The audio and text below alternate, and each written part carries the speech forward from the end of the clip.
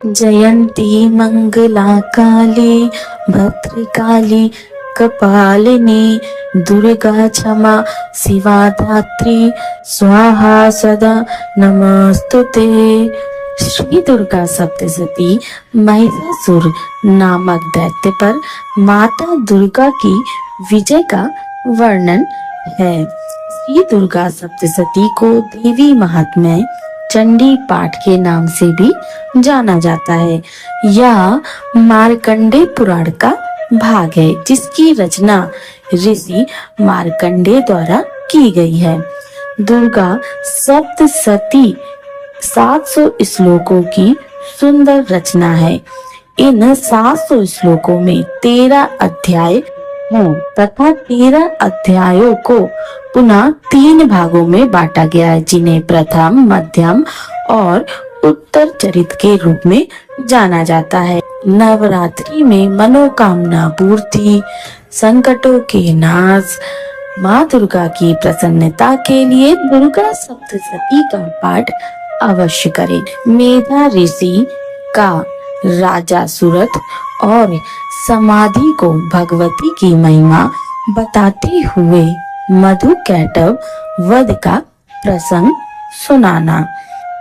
भगवान विष्णु के सो जाने पर मधु और कैटभ को मारने के लिए कमल जन्मा ब्रह्मा जी ने जिनका स्तवन किया था, उन महाकाली देवी का मैं सेवन करता हूँ। वे अपने 10 हाथों में खड्ग, चक्र, गदा, बाण, धनुष, परेद, शूल, भुसंडी, मस्तक और शंख धारण करती हैं। उनके 3 नेत्र हैं। वे समस्त अंगों में दिव्य आभूषणों से विभूषित हैं। उनके शरीर की कांति नीलमणि के समान है तथा वे 10 मुख और 10 पैरों से युक्त हैं। ओम चंडिका देवी को नमस्कार है। मार्कंडेय जी बोले, सूर्य के पुत्र सारवड़ी जो 8वें मनु कहे जाते हैं, उनकी उत्पत्ति की कथा विस्तार पूर्वक कहता हूँ, सुनो। सूर्य कुमार महाभाग सावड़ी भगवती महामाया के अनुग्रह से जिस प्रकार मनवंतर के स्वामी हुए, वही प्रसंग सुनाता हूँ। पूर्व काल की बात है। स्वारोचिष मनवंतर में सूरत नाम के एक राजा थे, जो चैत्र वंश में उत्पन्न हुए थे। उनका समस्त भूमंडल पर अधिकार था। वे प्रजा को अपने औरस पुत्रों की भांति धर्म पूर्वक पालन करते थे। तो भी उस समय कोला विध्वंसी नाम के क्षत्रिय उनके शत्रु हो गए। राजा सूरत की दंड नीति बड़ी प्रबल थी।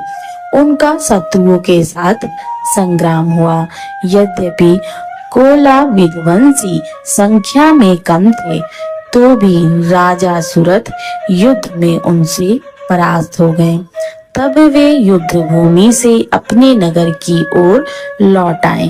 केवल अपने देश के राजा होकर रहने लगे, किंतु वहां भी उन प्रबल शत्रुओं ने उस समय महाभाग राजा सूरत पर आक्रमण कर दिया।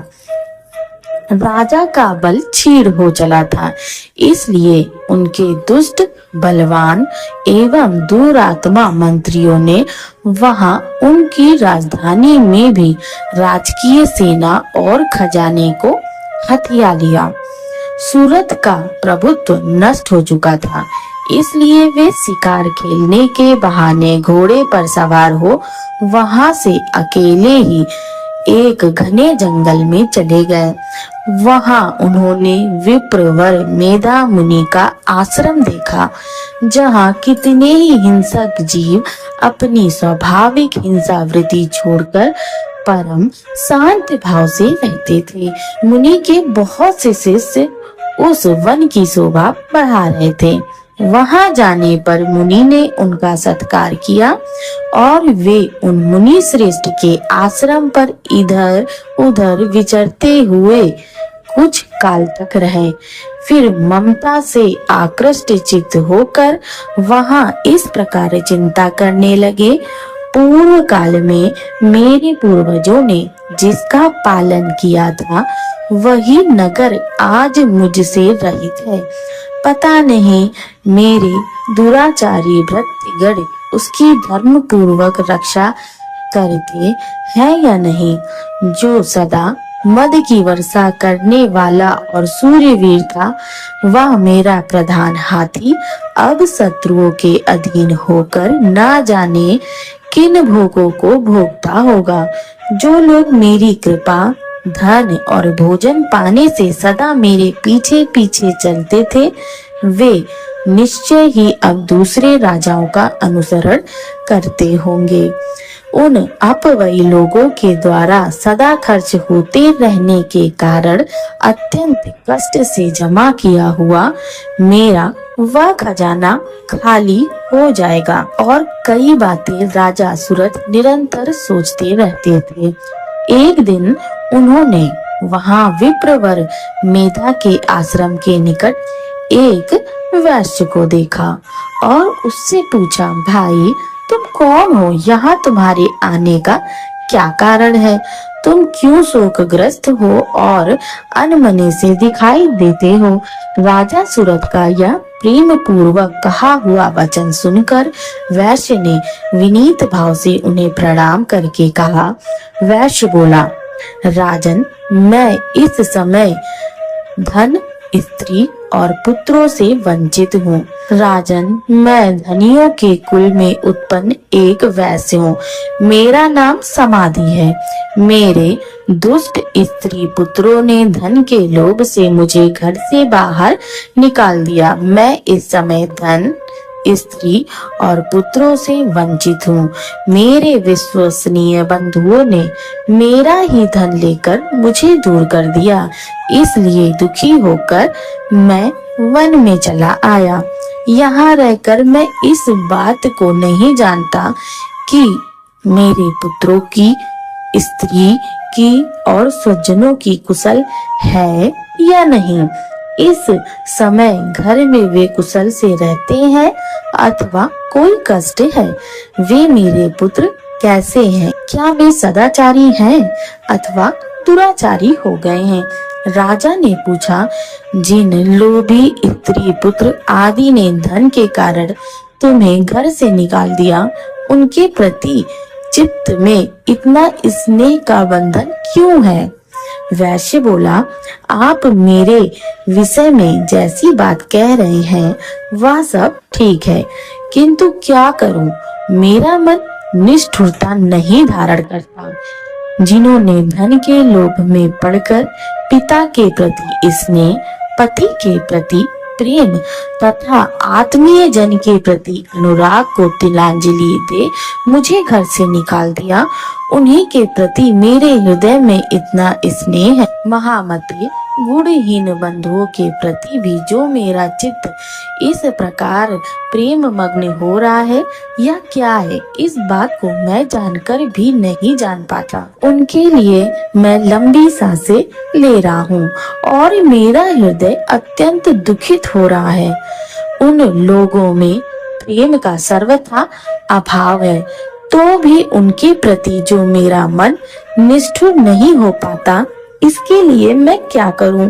मार्कंडेय जी कहते हैं, ब्राह्मण, तदंतर राजाओं में श्रेष्ठ सूरत और वह समाधि नामक वैश्य दोनों साथ साथ मेधा मुनि की सेवा में उपस्थित हुए और उनके साथ यथा योग्य न्याय अनुकूल विनय पूर्वक बर्ताव करके बैठे। तत्पश्चात वैश्य और राजा ने कुछ वार्तालाप आरंभ किया। राजा ने कहा, भगवान, मैं आपसे एक बात पूछना चाहता हूँ, उसे बताइए।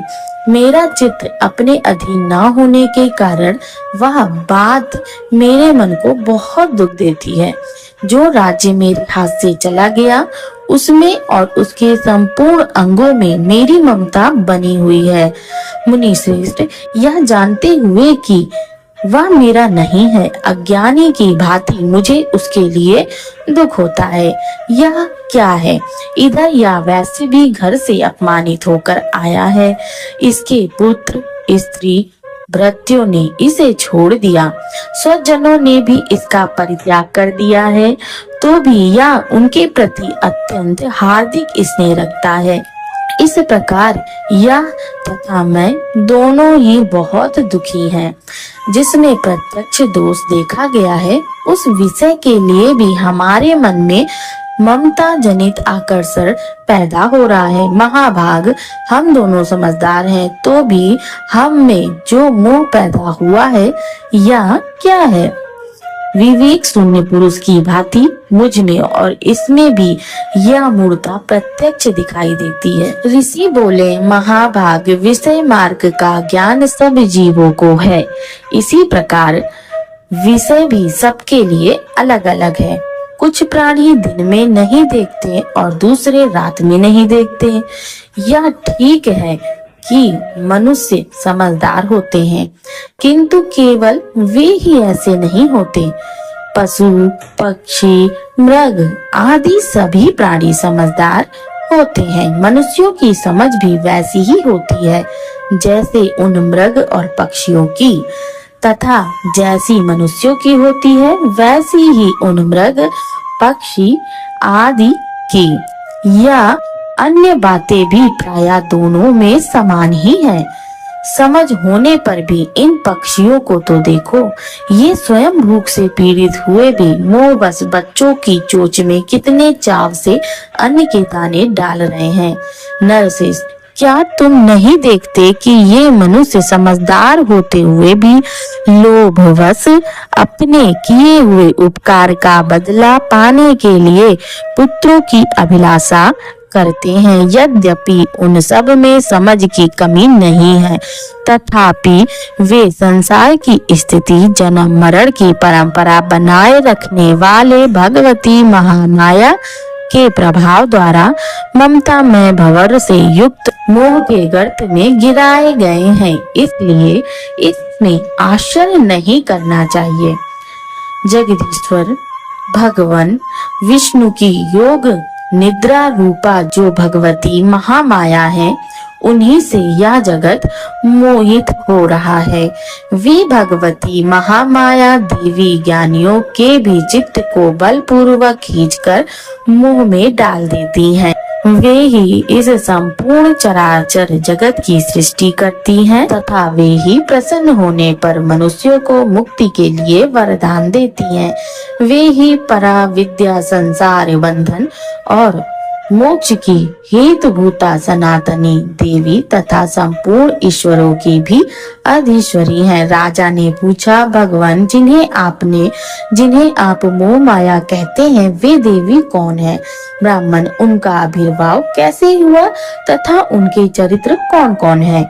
ब्रह्मवेताओं में श्रेष्ठ महर्षि, उन देवी का जैसा प्रभाव हो, जैसा स्वरूप हो और जिस प्रकार का प्रादुर्भाव हो, वह सब मैं आपके मुख से सुनना चाहता हूँ। ऋषि बोले, राजन, वास्तव में तो देवी नित्य स्वरूपा ही है। संपूर्ण जगत उन्हीं का रूप है तथा उन्होंने समस्त विश्व को व्याप्त कर रखा है। तथापि उनका प्राकट्य अनेक प्रकार से होता है, वह मुझसे सुनो। यद्यपि वे नित्य और अजन्मा है, तथापि जब देवताओं का कार्य सिद्ध करने के लिए प्रकट होती है, उस समय लोक में उत्पन्न हुई कहलाती है। कल्प के अंत में जब संपूर्ण जगत एक अर्णव में निमग्न हो रहा था और सबके प्रभु भगवान विष्णु शेष नाग की सैया बिछाकर योग निद्रा का आश्रय ले सो रहे थे, उस समय उनके कानों के मैल से दो भयंकर असुर उत्पन्न हुए, जो मधु और कैटक के नाम से विख्यात हैं।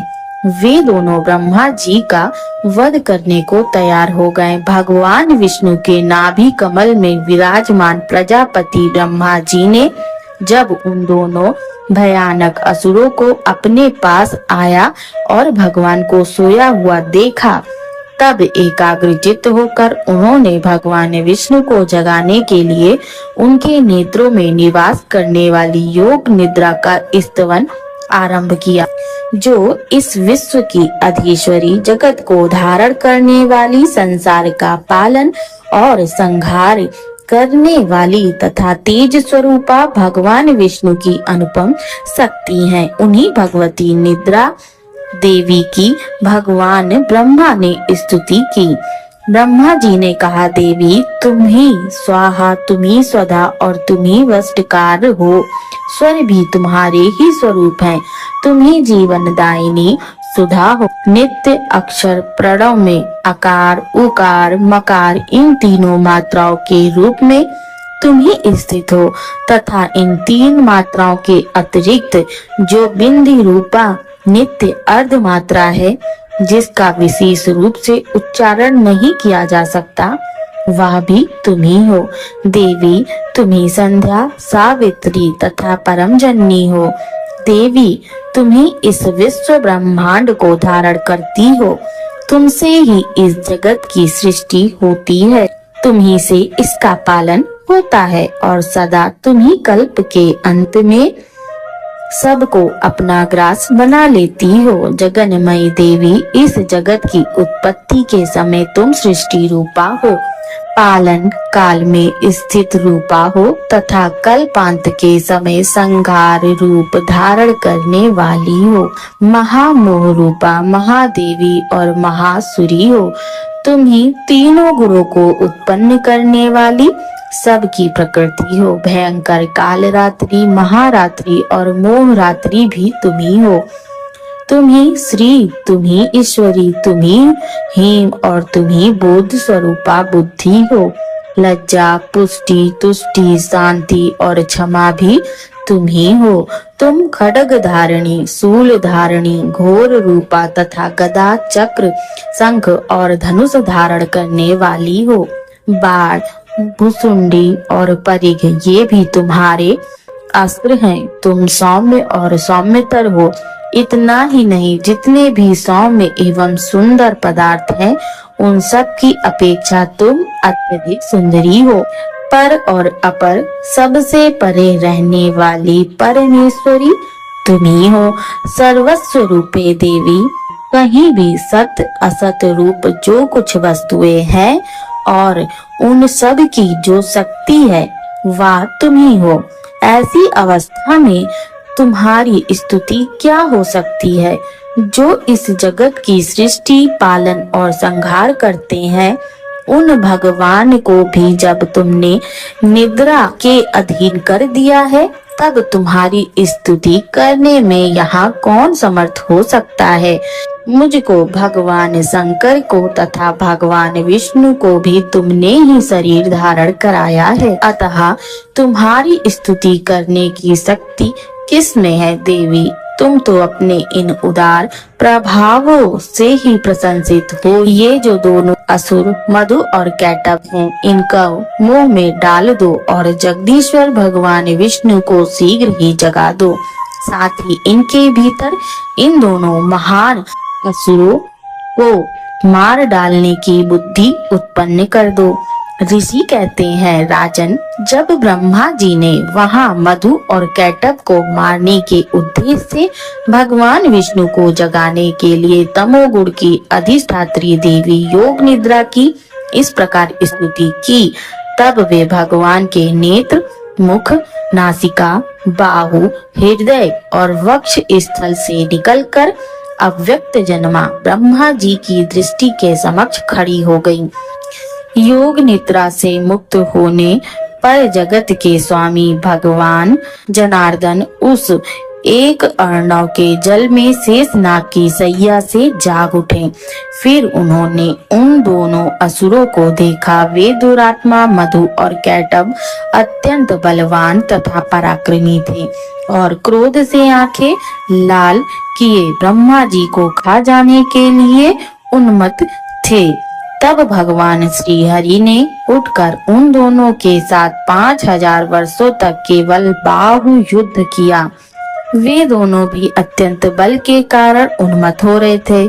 इधर महामाया ने भी उन्हें मुंह में डाल रखा था, इसलिए वे भगवान विष्णु से कहने लगे, हम तुम्हारी वीरता से संतुष्ट हैं, तुम हम लोगों से कोई वर मांगो। श्री भगवान बोले, यदि तुम दोनों मुझ पर प्रसन्न हो तो अब मेरे हाथों से मारे जाओ, बस इतना सा ही मैंने वर मांगा है, यहाँ दूसरे किसी वर से क्या लेना। ऋषि कहते हैं, इस प्रकार धोखे में आ जाने पर जब उन्होंने संपूर्ण जगत में जल ही जल देखा, तब कमल नयन भगवान से कहा, जहाँ पृथ्वी जल में डूबी हुई ना हो, जहाँ सूखा स्थान हो, वहीं हमारा वध करो। ऋषि कहते हैं, तब तथास्तु कहकर शंख चक्र और गदा धारण करने वाले भगवान ने उन दोनों के मस्तक अपनी जांघ पर रखकर चक्र से काट डाले। इस प्रकार ये देवी महामाया ब्रह्मा जी की स्तुति करने पर स्वयं प्रकट हुई थी। अब पुनः तुमसे उनके प्रभाव का वर्णन करता हूँ, सुनो। इस प्रकार श्री मार्कंडेय पुराण में सावर्णिकर मनवंतर की कथा के अंतर्गत देवी महात्म्य में मधुकैटभ वध नामक पहला अध्याय पूरा हुआ। अब अगला अध्याय आप दुर्गा सप्तशती की अगली वीडियो में श्रवण कीजिएगा। तब तक के लिए जय श्री कृष्ण, जय माता दी।